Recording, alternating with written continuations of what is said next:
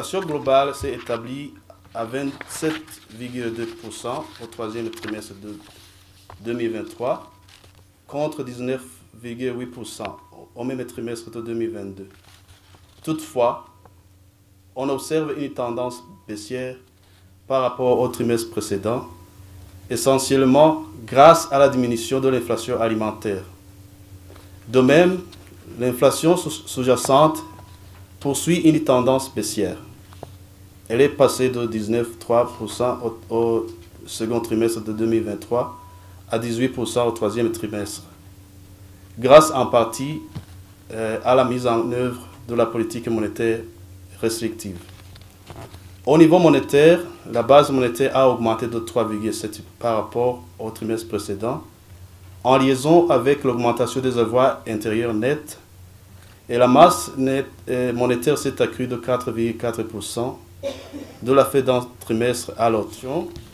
Le comité de politique monétaire reconnaît la nécessité cruciale de mettre en œuvre une politique monétaire efficace pour stabiliser l'inflation.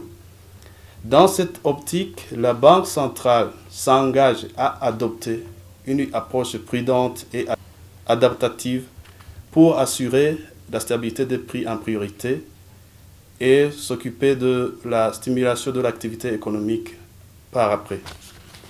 Pour y arriver, la Banque de la République du Burundi annonce les mesures suivantes.